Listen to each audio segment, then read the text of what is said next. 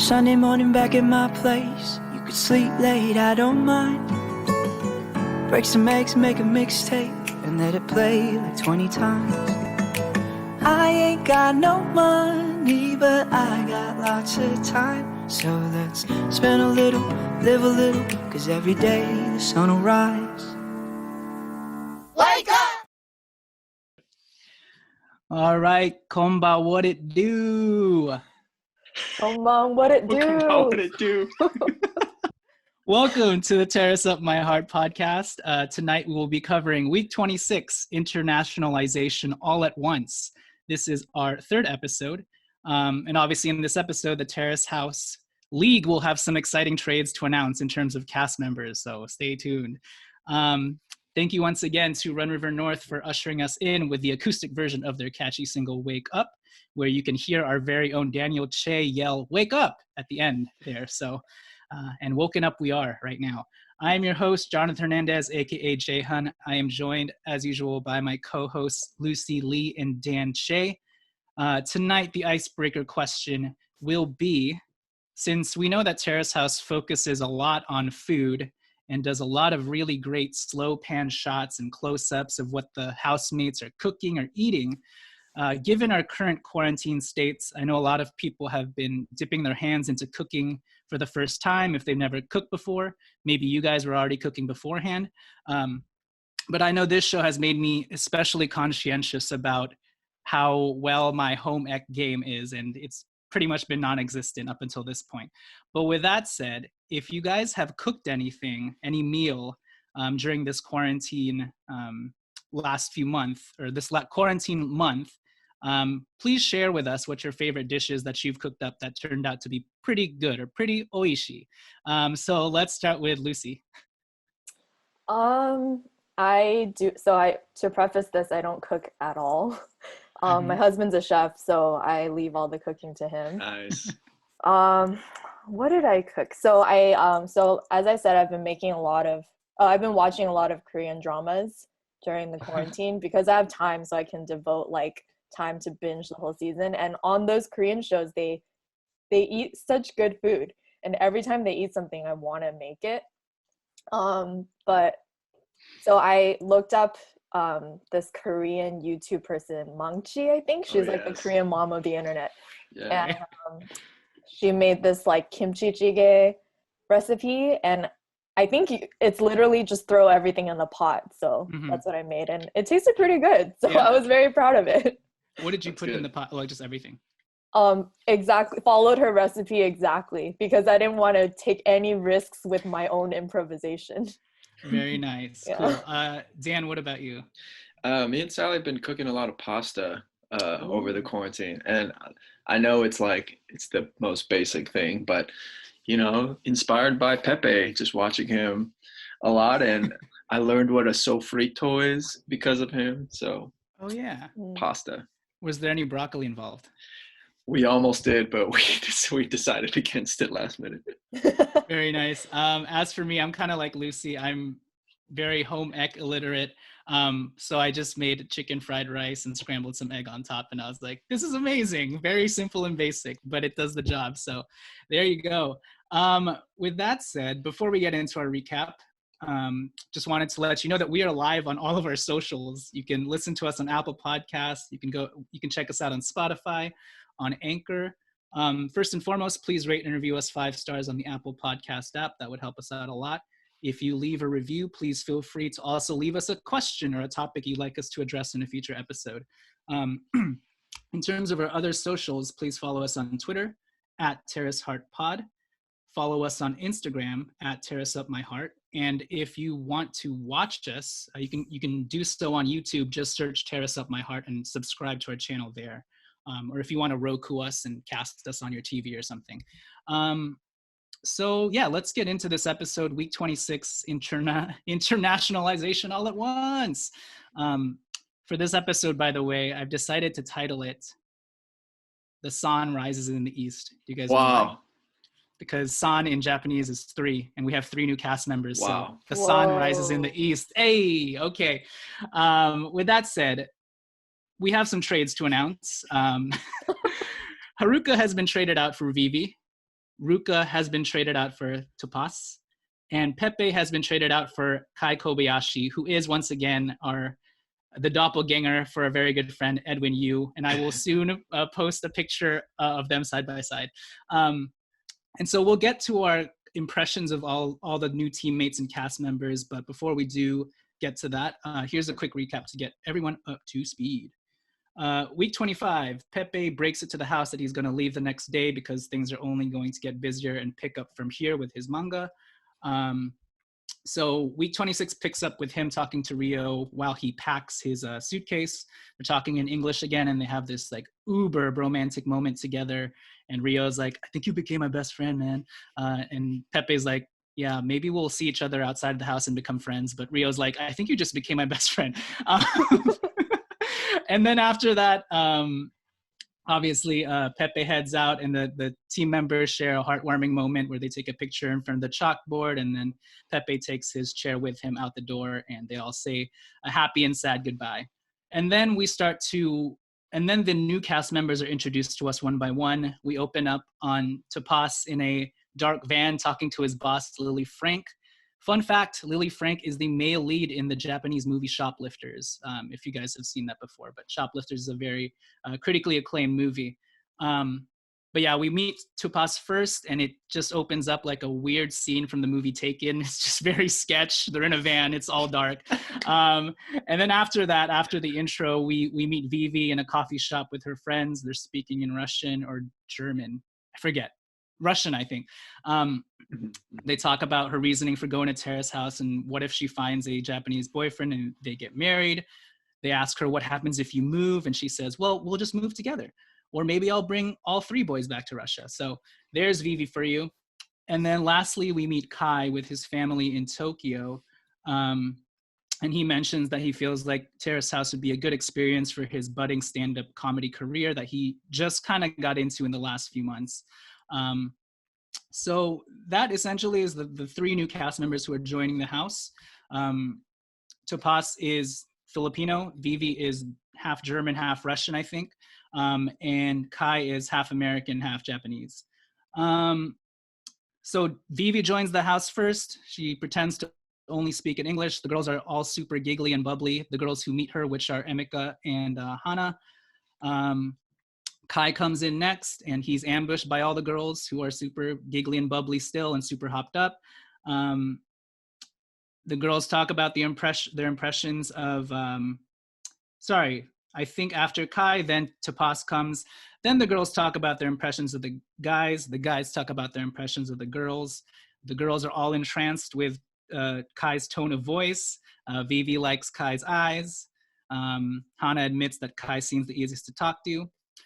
For Emika, while she admits that Kai is really hot, she also admits that Tupas is handsome and that she likes that he's grounded and is impressed by his calmness.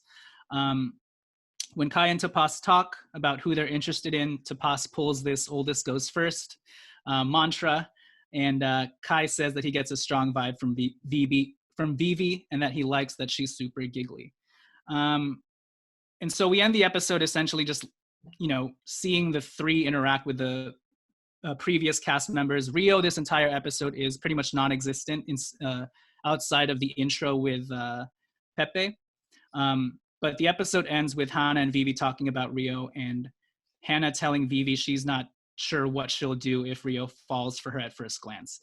So that's essentially the episode. It's pretty much like a setup episode, but it gives us a good impression of these new cast members. So I thought a good way to start this off, since there's not really big moments, I thought we could just talk about the new cast members and just our impressions of them. So why don't we start off with, in order of how they came into the house. Dan, why don't you give me your first impressions of Vivi? She's 24, she's a model, looking to become an actress as well. She first wanted to go to school to get into the fashion industry, but that has since changed to her becoming an actress.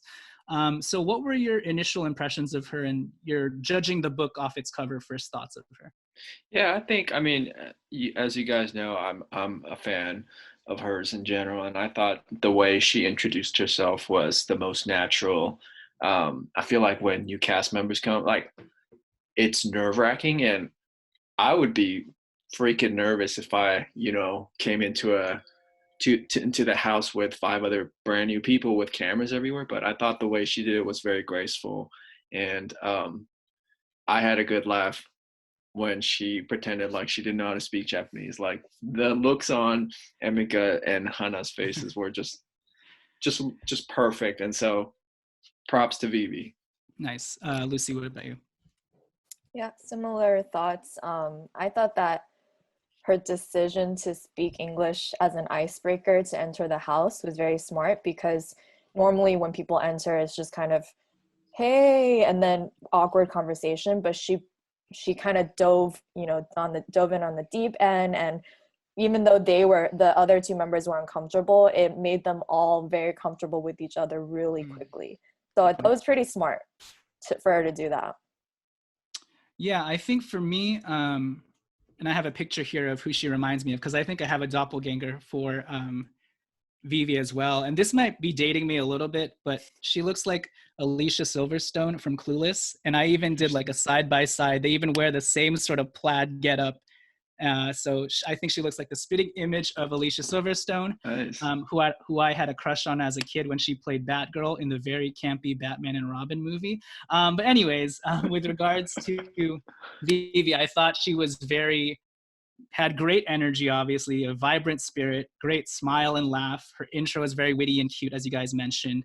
And she's just, what's the word, like effervescent, right? She comes into the room and you can kind of just feel that spirit. And if you were feeling uncomfortable or a little on edge, she kind of just strips that away from you in a good way. So yeah, Vivi overall, just right off the bat, very easy to get along with. Okay, let's talk about our good friend, Kai Kobayashi, AKA Edwin Yu. And I have a picture of them side by side as well. So if you're watching this on video.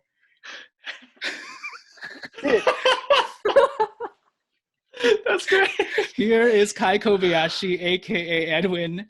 Dude, the bottom one. The bottom one. How'd you get his driver's license? It's the only picture he has on Facebook. So I will post that. I'll post that to our Twitter. So Dan, what were your thoughts on Kai Kobayashi? I know we have a lot of thoughts on Kai too. He's from the US, specifically Arizona. At least that's where his family's from. He comes into his this conversation with his sister and his mom wearing a Kobe Bryant shirt of his very last game, and that hit me so much. I was like, "Good on you, brother! Good on you, brother!" Unexpected, yeah. So yeah, what are your thoughts on Kai, who wants to become a stand-up comic and is just recently coming out of? Actually, I'm not sure how recent, but he's coming out of a breakup of a 3-year-long relationship. So. Yeah, obviously he has like a mysterious demeanor behind him. He's a foreign person.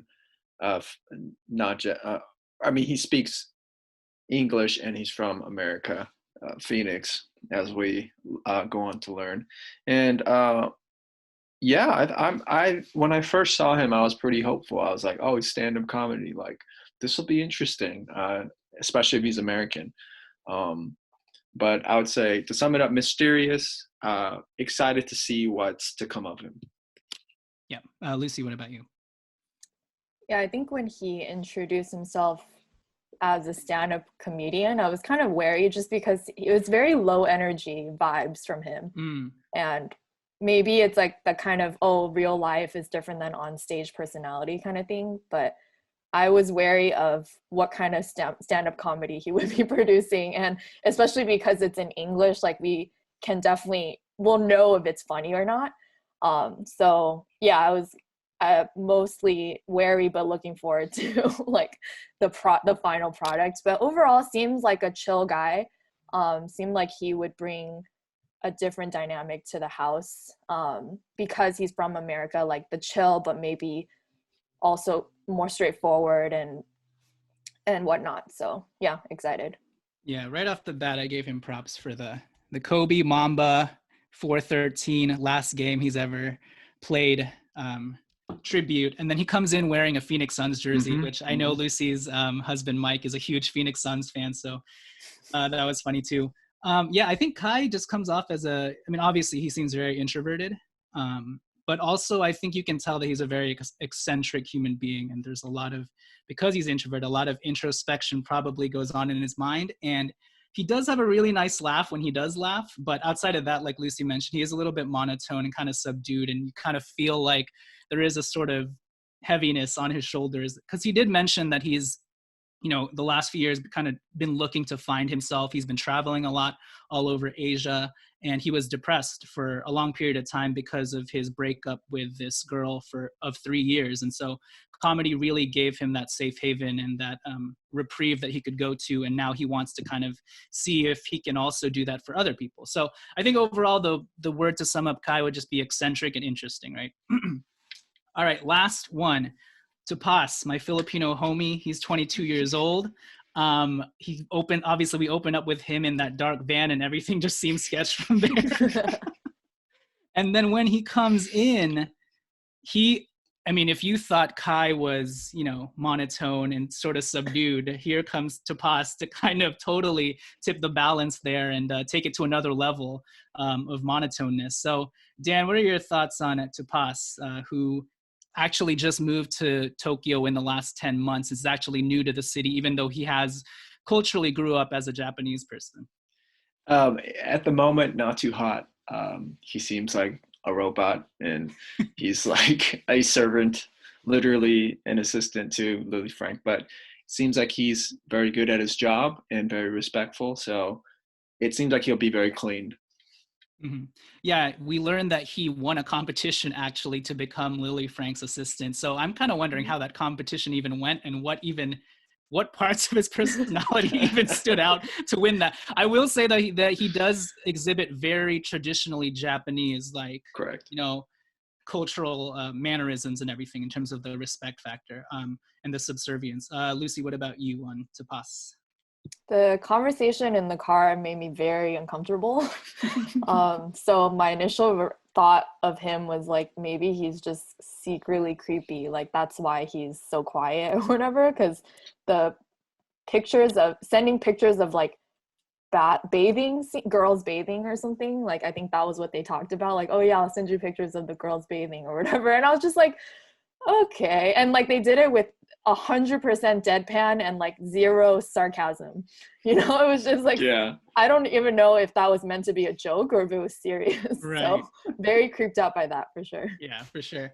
Obviously I have a bias. So I was like, oh, Filipino dude, I really hope. But then after the Filipino thing died down, I was like, oh, I hope you represent us well. And then I was like, oh no, this guy seems very muted and desaturated. What am I going to do?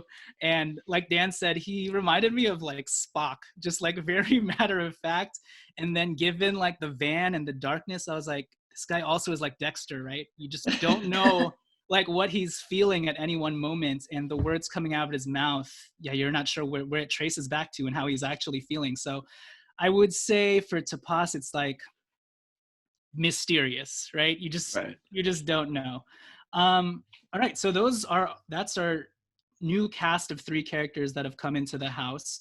I think from here we can just go down the line with our awards and anything else that stood out to us. I guess before we go to break, was there any funny, quirky observations with these guys' introductions that stood out to you before we get into the highlight of the night, MVP, quote of the episode, etc.?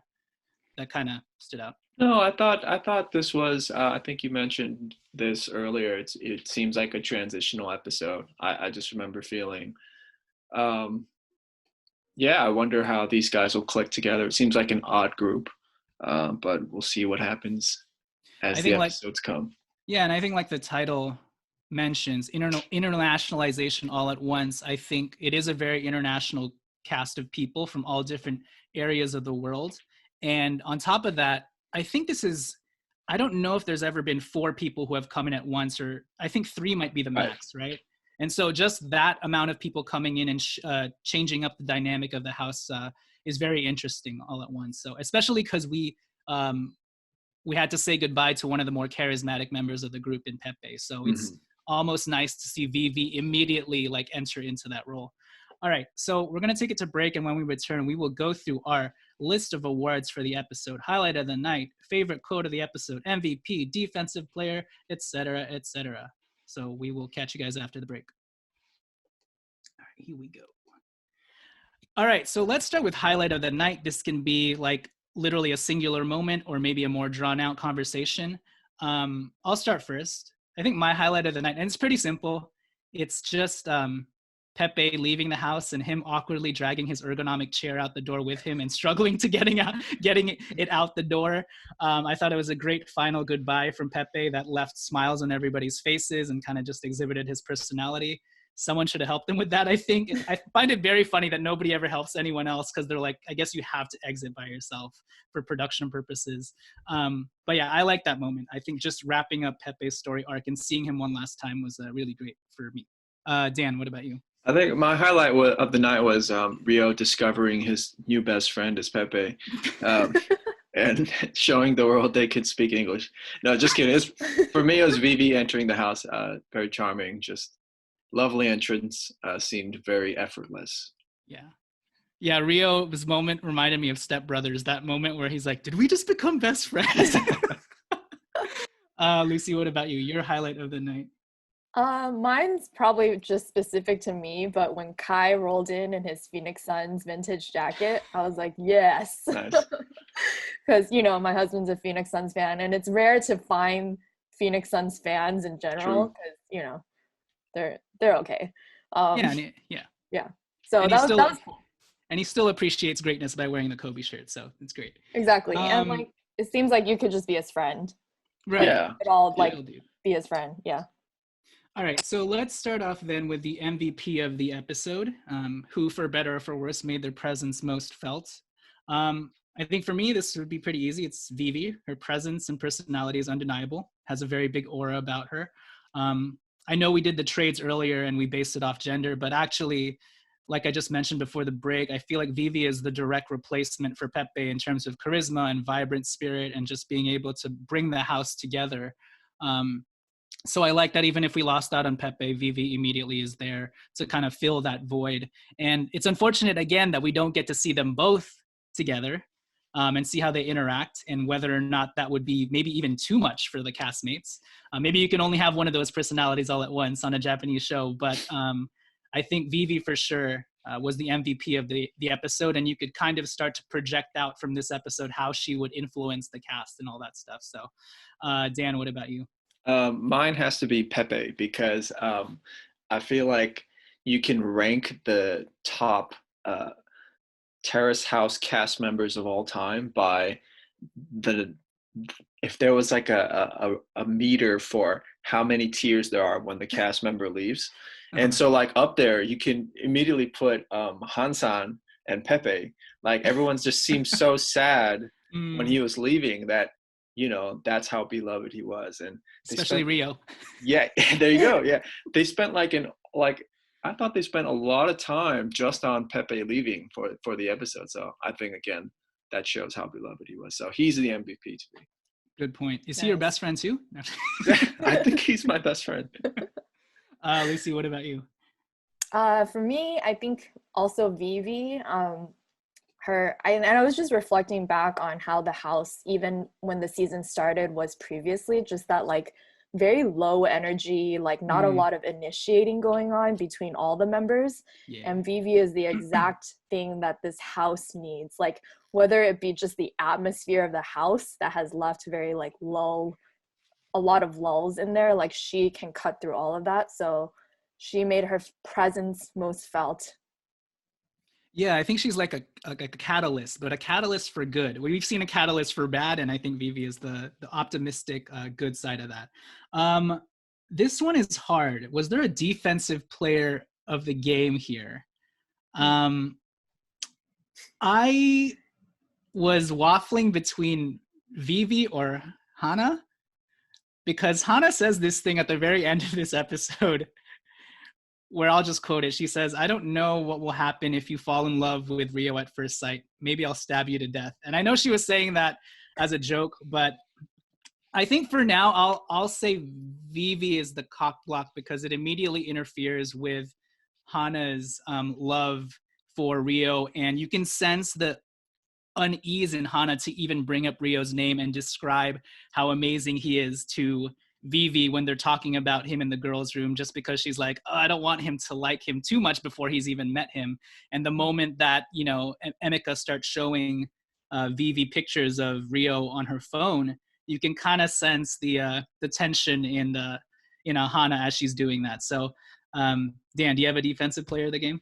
No, I thought not so much in this episode, but I thought you made good points all around. You can kind of feel the tension there. So, Cool.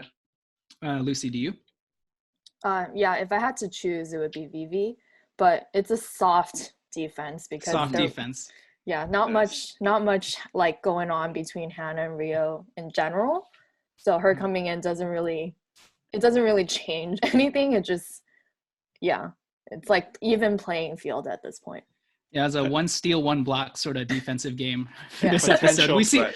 Yeah, we see more of the taking charges in upcoming episodes. All right, let's move on to most improved player of the game. This one was also tricky, but I managed to find one. I'll let you guys go first before I say my answer. Dan, do you have a most improved player?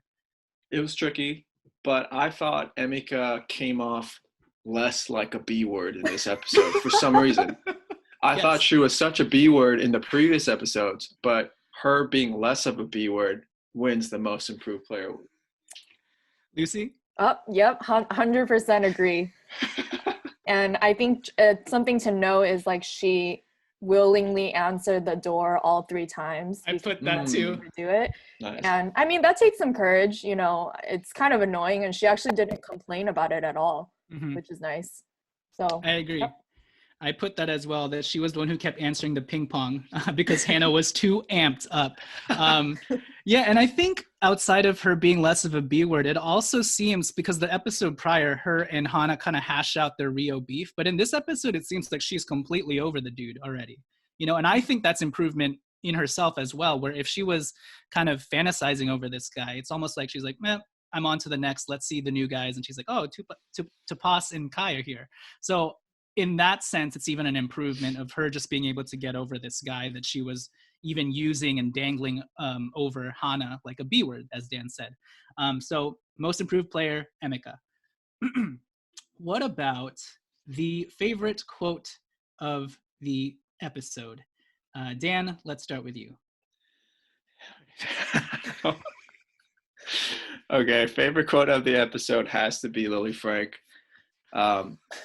And she says, quote, "So I hope you can just record the bathing scenes for me," end quote.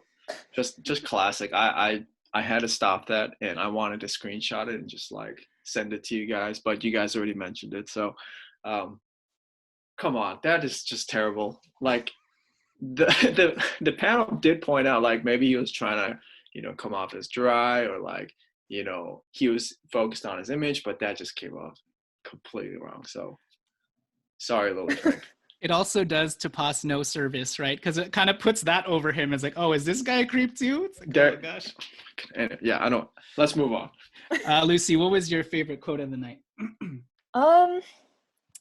This is, yeah, it was hard to find one, but I think when Hana was talking to Vivi about Rio, and she said, you mentioned it already, but she said, "I will stab you to death."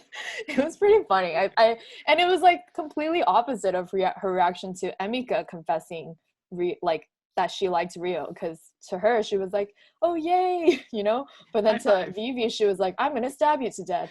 So she clearly does not have her emotions like consistently aligned with Right. what she's saying, but Or she's racist. oh, maybe. Just kidding. I'm just kidding. So my favorite quote of this episode was, I think you're my best friend. No, I'm just kidding. No, I'm just kidding. A close one for me. you should make shirts with that. Yeah, my second joke quote of the night would be "giddy up," which is what Rio says to Pepe as he leaves. They're both like, "Giddy up, giddy up." I'm like, all right, dude, whatever. I don't know what this is, but sure, giddy up. Inside jokes with them. That's great. My real favorite quote of the episode is a more endearing one, and it's one that Pepe said, where when he's talking to Rio, Rio says in English, "I came here to be," or I think he says in Japanese first, "I came here to be inspired, and I feel like that happened." That's what he says before, "I feel like we're best friends now." But Pepe says in English, "I feel like this show is more about meeting people than not meeting any one person at all." And for me, I was like, That's true, because for the most part, the majority of Terrace House, like you can count on your hands, on one hand, which couples make it out alive, you know. Mhm. But for the most part, your takeaway is, wow, these six individuals somehow came together, and despite any of their squabbles while they were in the house, they come out of it all as friends and still hanging out with each other, gaining that camaraderie and chemistry with one another. And I think that's, for me at least, that's one of the biggest pluses and takeaways that I can get from this show. So that was my favorite quote of the episode. Nice. What about your favorite panel take of the episode? This can be the funniest or most insightful panel take that happened in this episode. Dan, what about you? I mean, like I mentioned earlier, I appreciated that they touched on Lily Frank's joke. Apparently it made it seem like everyone on the panel respects Lily Frank, so they couldn't like really push the envelope. But I appreciated that they touched on that. It's just awkward.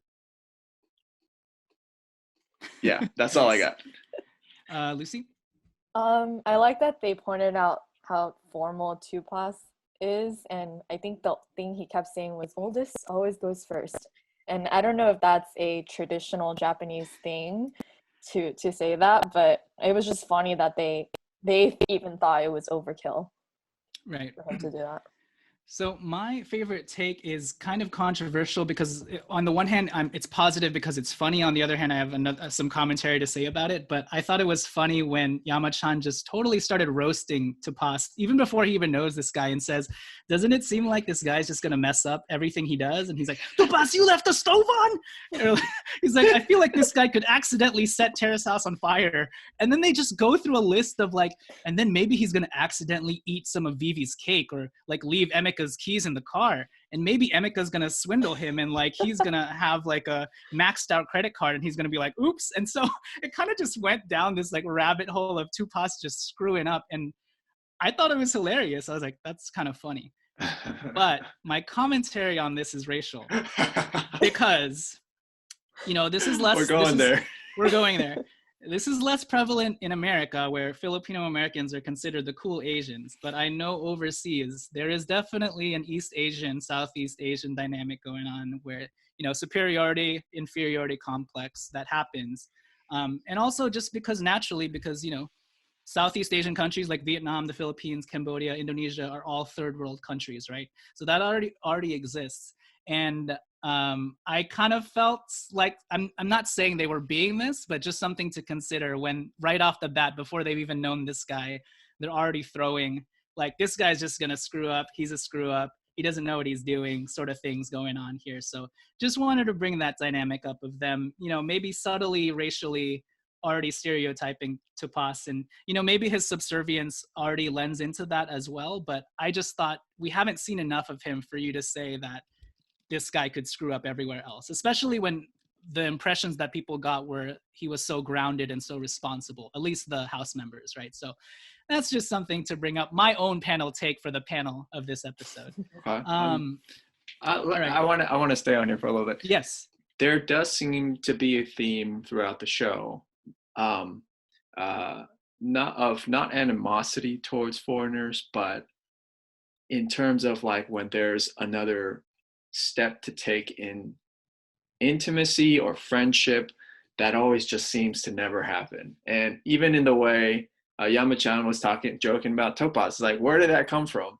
Yeah. And, I don't know. It's kind of, you see it like we even just saw with Haruka and Pepe. Like it's like there's no reason why it shouldn't have worked, but as we've talked about off podcast and with other people, there seems to be just this, I don't know, like disconnect, yeah, with foreigners. And I don't know, I've been thinking about it, like if I think about Koreans too, I can confidently say that when it comes to like dating, it's fine to date outside of your race, but when it comes to marriage, I think I wouldn't call it racism, but there is like a I don't know, a preservation of culture like that happens, or like many parents will want their kids to, you know, date within their race. And so maybe that's going on here, but it is interesting that we're catching that.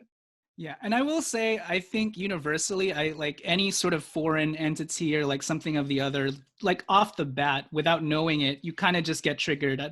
I think we all have some sort of a little bit of those subtle racist tendencies. Because honestly, when Pepe first came in, when Vivi first came in, just because it looked different from the majority of the show, even I was like, oh, what is this? Like, what are we turning this into?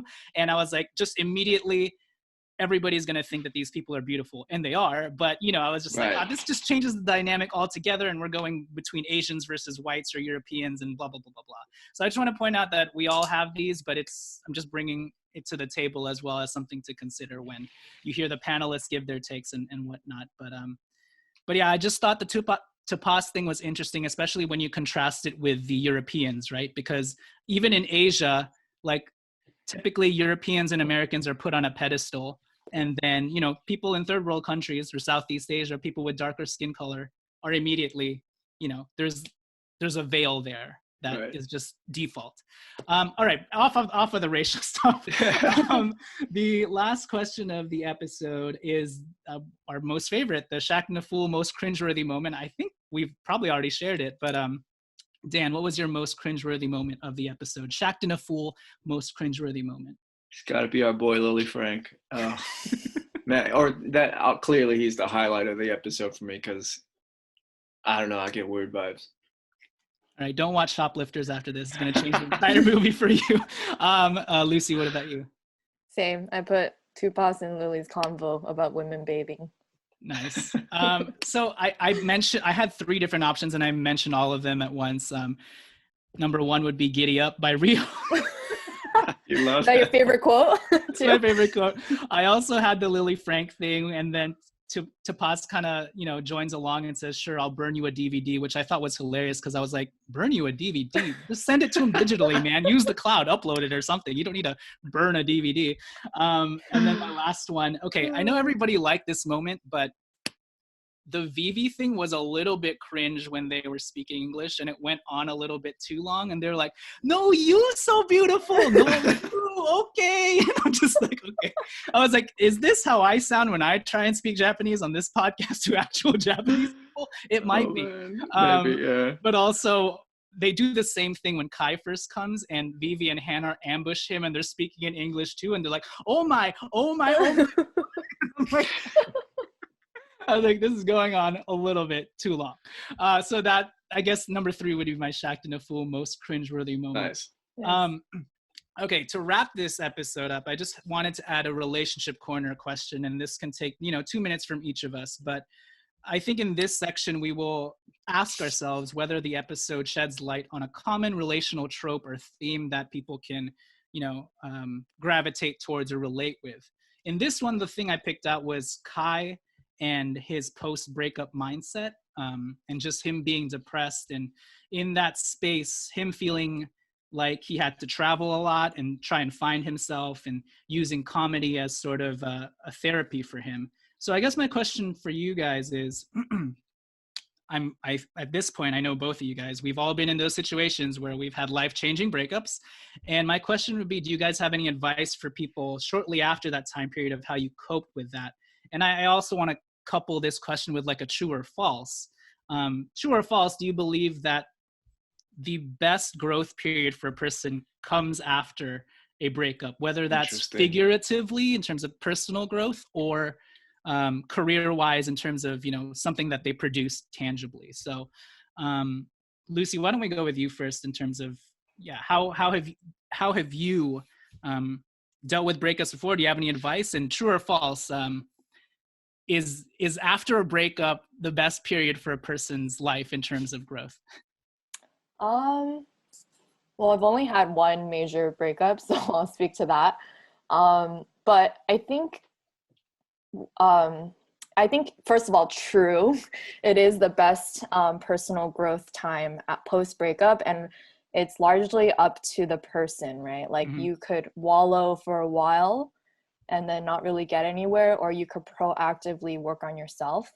And I think for me, I wallowed quite a bit, but after that, I think I was in church, so I learned, I picked up guitar and I fell into worship leading and did all like those productive things in the midst of my breakup, and I was surrounded by community that could help me. So I think that kind of catalyzed me into getting over it, rather than if it was up to just me, I would have just stayed in that place of sadness. Sure. Dan, what about you? Yeah, I completely agree. I think you have a choice to either let it, consume you, but I think a way to get out of it is to confront it, and I think that's the time you can grow the most. Like for me personally, like that's what running came for me. Like I think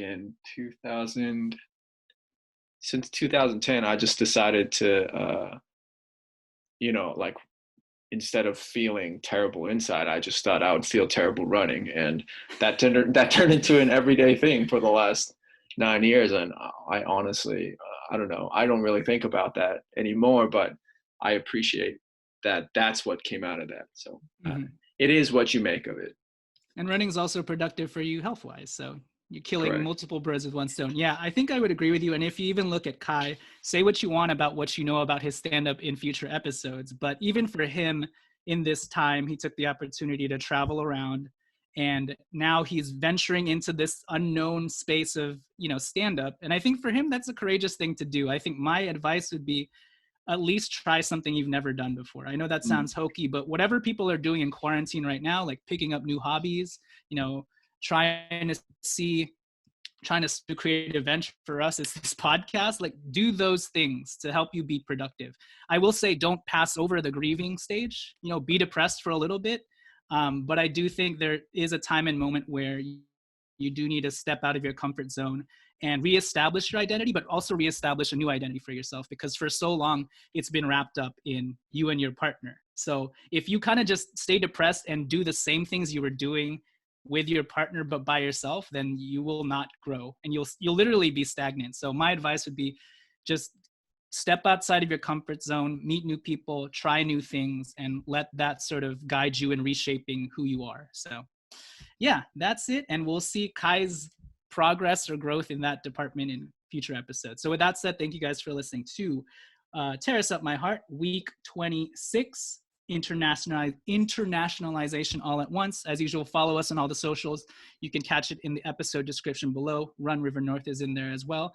And with that said, we will catch you guys later. Bye, Luce. Bye, Dan. Bye. Bye. Iterasai. That means see you later as well.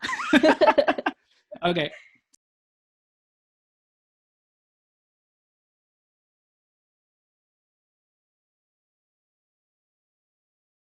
We ain't got no money, but we got lots of time. So let's spend a little, live a little, 'cause every day the sun will rise.